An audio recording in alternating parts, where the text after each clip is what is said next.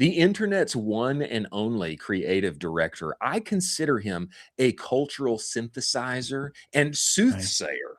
I would consider him a cultural soothsayer. Okay. He is a social savant. I would even call him the master of gel blasters. I am talking about the one and only Oren John. Oren, get inside this show. Get in here, Oren. Let's go. Guys. How's it going? Let's go. Yes. That's good. Strong intro. Haven't heard the word soothsayer recently. Yeah. Lie. Well, let's go. Yeah, strong ad read too. Not gonna lie. Sounds like you've done a few of those. Yeah, well, I've been around here and there, Oren. I had to dig out that word for you because I know you are a appreciator of words. I do. I love the. I love a verbose vernacular. So. Right. Okay, Oren, man, we've been wanting to have you on here for so long, and you have been talking about the status of hot as of late, which I am a big lover of.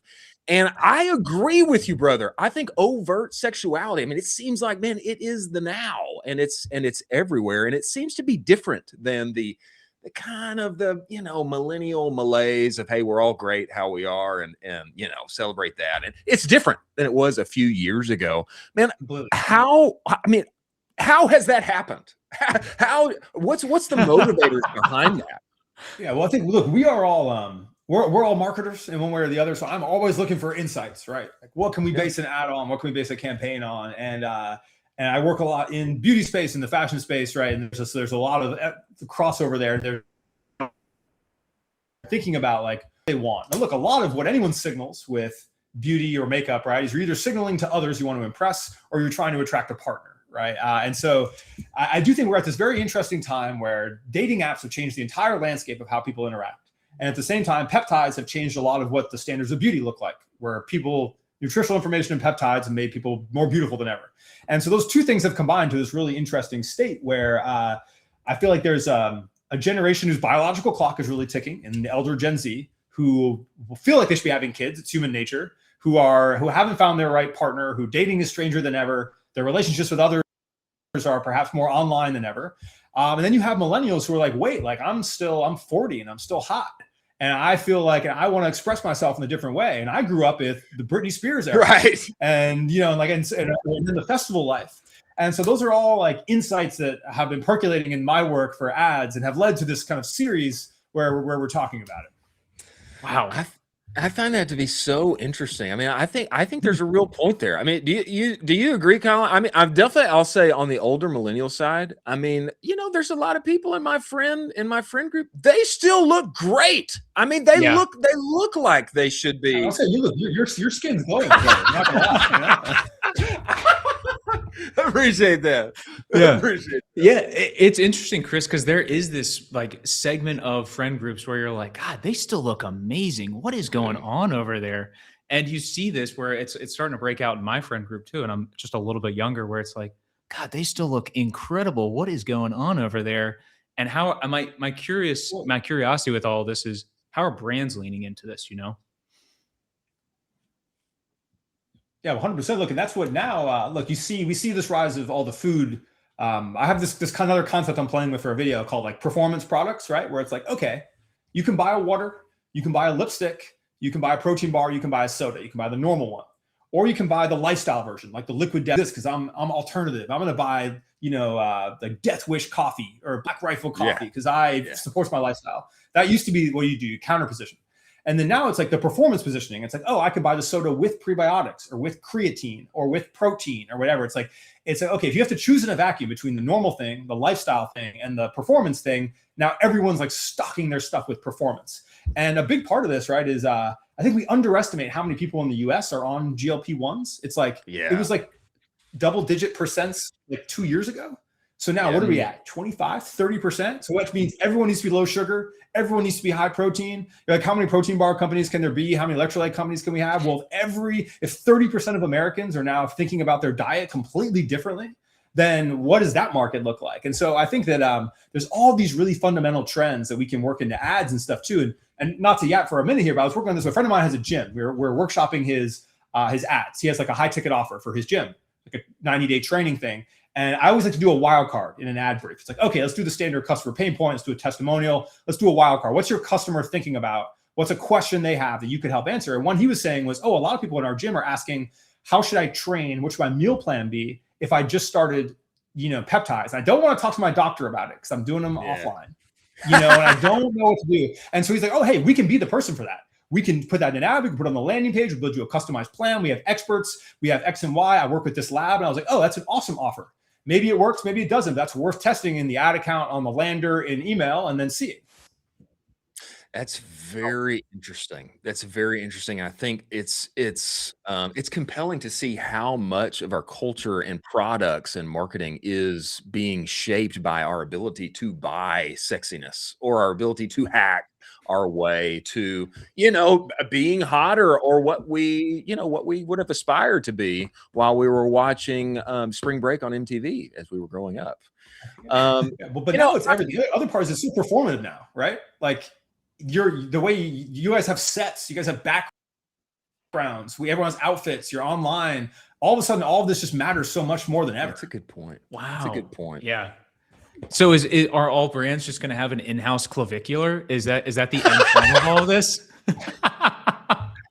But yeah, well, I do just think it's like worth thinking about those ad angles. Like, people are more egotistical and selfish, and their forward-facing appearance matters more than ever. And so when you're looking for insights, right? Like, all of us, if you're anyone that's briefing ads right now, you need so many concepts. I need to come up with so many unique concepts every week just to be putting more ads in ad accounts. And so you just have to be like, what are these insights? And I think that's just one that's always just worth having in the back of your mind. Like, how does this new, everyone's on camera, everyone looks a little better, how does that impact the creative we can run?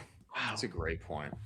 Oren, I have heard you talk of this often, and I've always wanted to ask you about it. When you say that a brand is doing something interesting, that is very profound to me, because I come from a years gone by school of thought that a brand should have a problem that they solve, a message, and then you beat it to death. Basically, you beat that messaging to death. And what I hear about you often doing is just it's advocating for brands to find a way to be relevant regardless of what conversation is happening online. Could you just contrast those for me and tell me about that, because I find it such a compelling concept. Yeah, so I think we need to think about. I look at all marketing now. Everything is either where's my organic social, or where's my ads, right? What is going to impact that? And they both have this core problem, right? Where if you want your organic social to win, you need top of funnel reach. You need to tell Instagram who your customer is and reach them somehow.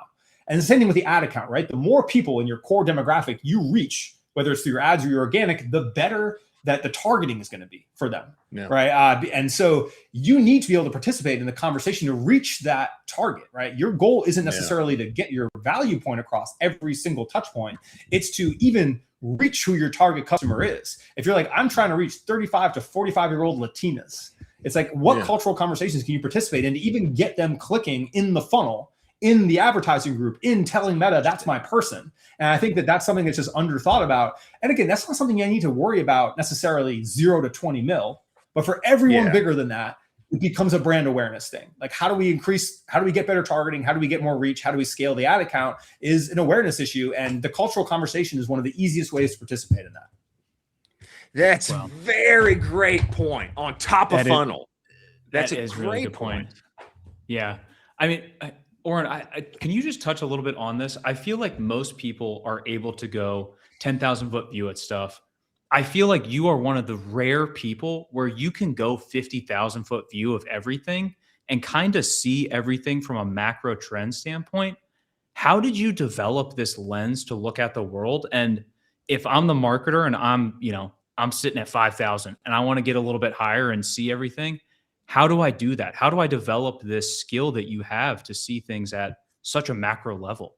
Yeah, you just need to get as close to the numbers as possible. Like, a really formative experience for me was I was the director of marketing at a company, and they fired the VP of sales, and I had to help manage the sales team. And even just from a lead flow, I already had to give them leads, but now we had to be like, okay, I need to get into calls and velocity, and we're doing round robins, and I got closer to the numbers than ever. And you're fearful of that, right? Every marketing person, wants to be like, oh, I'm gonna step away from this. But then when you're in it, you're like, oh, all of a sudden what I do is more quantifiable than ever. And I'm closer to the money. And I think that for every marketer, I just highly encourage you to, like, everyone's afraid to get in the ad account, afraid to be accountable for sales lead, or afraid to have a KPI for X or Y. Oh, I do something grander than this. Like, nah, get as close to the numbers as you humanly can, because as soon as you can justify your decisions, even if it's just like, if you're like, oh, an email is worth X to me, and a lead is worth, like a qualified lead is worth Y, and an initial sale is worth X in your lifetime value or whatever, and you have those in your head, and you can spin up any campaign you could humanly desire, as long as you can prove those numbers, you can now justify to a CFO or whatever. That's how you get to do interesting stuff in your career. So I just learned to get close to the numbers and love it. And I just highly encourage everyone else to do it too. And I feel like we're doing that now, right? In the creative strategist era, in the like Andromeda ad account era, like people are getting more close to it than ever. But if you are afraid of it, or even if it's late, even if you're a CMO and be like, I don't want to think about the meta ad account, just get in the game. You know, it's a life changer. Wow. Yeah. I did not expect that answer from you. That's a really good take. That's an incredible insight. Well, he who owns the responsibility for the number and will be rewarded. You know, the greater the risk, the greater the reward. Yeah. Okay, tell us this on the creative strategist, Oren. I have been wanting to ask you this because we just had Carson Diamond on here, who's, you know, top headhunter inside of our game. He has said creative strategist is the hottest role in D2C right now.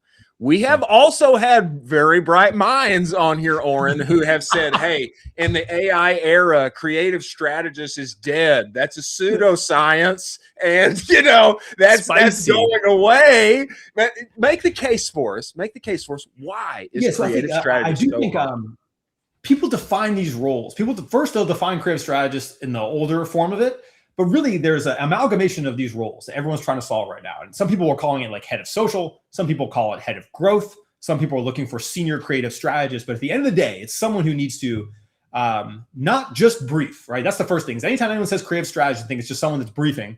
That's where they're wrong, right? And if you're a creative strategist, you think you can get away with just briefing, that's who's going to get replaced, right? Because the briefing is now easier than ever. We have a system, the back end stuff that we have set up through Cut 30 now to allow us to like brief ultra fast is crazy. Like that's all automated with AI. But what the person actually needs to do, this like head of growth, head of social, senior creative strategist role, is pull all these pieces into the world. Be like, cool, I need always on creators. I need fast turn creators. I need to be able to brief the people internally on my team. I need to be able to pass this carousel to a designer, and I need to be able to feedback it. And I need to be able to make sure that, okay, this worked well in the ad account here. Should we repurpose it on TikTok? You're now the hub for both briefing and the actual actions, right? Oh, did you hit the fucking shot list at the shoot? And is the person at the shoot using the right thing? Like all of a sudden your responsibilities are huge because you understand what works and how to brief what works. And that role is the most important role. That's the one everyone's trying to get. It's more tactical than the SVP, CMO, the more antiquated high level stuff that less people need than ever, but it's more thoughtful and project manager focused than just being a single contributor. I do email, I do copywriting. Yeah. And so I think that's what everyone's trying to solve. And it's an amazing place to be, right? If you are a go-getter and you are also have creative ideas, like the world is your oyster right now. That being tactically involved, practically working out the many things, organizing, etc. I mean, that makes so much sense. And Carson was saying that they just landed a role for somebody doing this exactly that paid somewhere in the 250 range, I think is what. Yeah. The pay is high. This is what's funny. We just, like last month, I started doing a training for that, similar to Cut 30 that we have that's more expensive. And it started because I had an agency come that was like, we want to train 17 of our people who are all individual roles to do that. And so I made like a thing, and then I was like, okay, cool. Now let's scale that to one-to-one. But that's the core. The biggest problem people have for this, and the reason it's being paid so much, is there's no way to graduate naturally in the working ladder. It's not like, I work as a media buyer for 2 years and now I'm a creative strategist. It's like you need all of these skill sets that really come from like, I'm a little bit of a creator and I happen to have this job and then I went to that. Just all these people that don't have traditional roles, and you need a training focus for it. So I think that's going to be the biggest point here, is like, how do you internally develop those skills, or how do you pay for a program to do it? But I think it's going to be the onus is going to be on the company to train up their own people, because there's just not enough to go around. And then the price is getting ludicrous. Well, I think people should just take your program. And I say this because right before I started this show, I was going to take this program. I sat in on one of these, and I thought it was, man, give us more on that. Tell people what you do and why, how they can acquire the skills to fill the hottest role in D2C. Yeah, look, the hardest part about this is that you need to be able to understand organic marketing. So either you are a creator or you're a social media manager. That's kind of like a skill set you need to have. What are the algorithms? How do I test that? How do I have a system with which I do analytics? And then it needs to be, okay, now I need to also be in the ad account. I need to be some responsibility. What are all the terms? What's basic level campaign structure? What do I need to ask a media buyer? What can I improve? What's scale? What's, what does this even mean? What's a catalog ad? Like all the basics of that. And then the coordination part. I need to make a campaign. I need to have a monthly new package of assets. Where do I hire? Where do I find creators? There's so many questions. So you could basically just from those three things list out 100 questions. And so we literally made you run through this thing. It's got 30 days of X similar to Cut 30, but then a longer support cycle because it needs a longer support cycle, like longer Slack and all that, longer calls. Whereas here's your exact framework. Here's the analytics you run. Here's how you measure it every week. Here's the email you send your boss. Here's how you brief a creator. Here's where you hire creators. We're just going to answer every single one of those questions. So make it completely dumb proof, right? And because that's what you have to do. And then also, but most importantly, have a group that's doing it. So it can be this ad worked for me. Oh, what should I charge for this? Is this too much to pay for why? And then get real people feedbacking. And so that's newer, right? We're in the, it's not in the we've had 2,000 people through Cut 30, but I was okay, there's a future for this because this role isn't going away. Yeah. And there's going to be no way people are going to graduate naturally through it. Wow. I like that framing. Yeah. It reminds me of kind of the support system that Andrew Foxwell has put together for agency guys, where it is an incredible support system of agency guys helping other agency guys. You have talked a ton about brands that are doing interesting things. Chris touched on this earlier. Do you have any brands that are kind of inside the kimono that you're not really ready to share quite yet that are doing interesting things that we should pay attention to? You're willing to drop on the show? Oh yeah, let me one second. Let me pop into the bookmarks folder. There we go. The infamous bookmark folder. Gosh, that I would love to get into that. That unto itself is its own asset right there. That someday needs to be sold. If you saw the size of my reference notion is actually fucking staggering.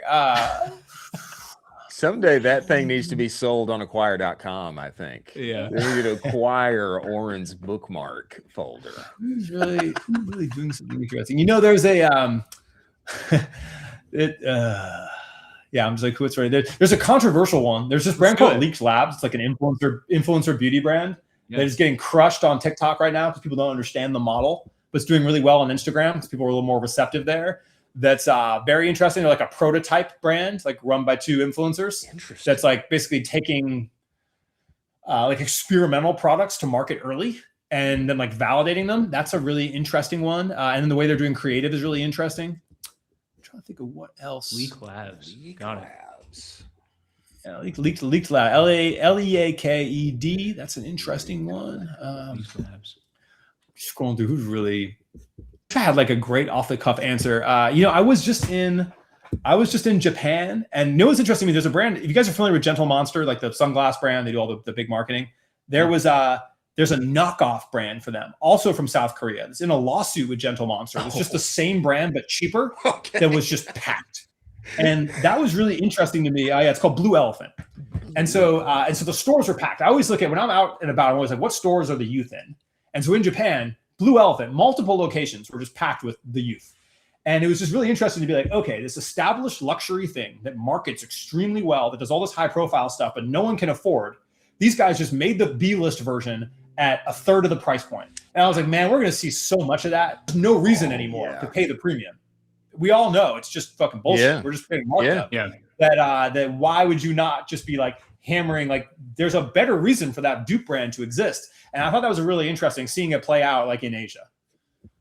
I Wow. think that's right on. We have covered this so many times. You know, Goodwill is crushing right now. They're having their best years ever. Ross, Yeah. TJ Maxx, et cetera. It seems like as the K-shaped economy continues, there's a lot more value to be had on this lower side of the spectrum for e-commerce and for brands, et cetera. That yet typically we would stay away from. It's always sell to the top 10%, et cetera. But there's arbitrage to be had there. Yeah, well, the consumer is also just more educated. The consumer knows now. After last year on TikTok, they're like, "Oh, well, I know this luxury bag is not worth more than that." So either you want the signal so badly you don't care, or you feel akin to the community. Like I always love to call out Represent because they sell expensive stuff, but it's worth it because those guys really want to buy into Represent. They watch the YouTubes, they go to the run club, they want to be like those guys. They feel something about it, so it's worth the premium for them, even though you could get that same shirt at a lower cost, right? And they can tell those guys really care about the fit, all that. Yeah. And so it's like, cool, you're either buying into that, like a true community lifestyle, or it's becoming way more of a price play than ever. Oren, go ahead, Colin. Go ahead.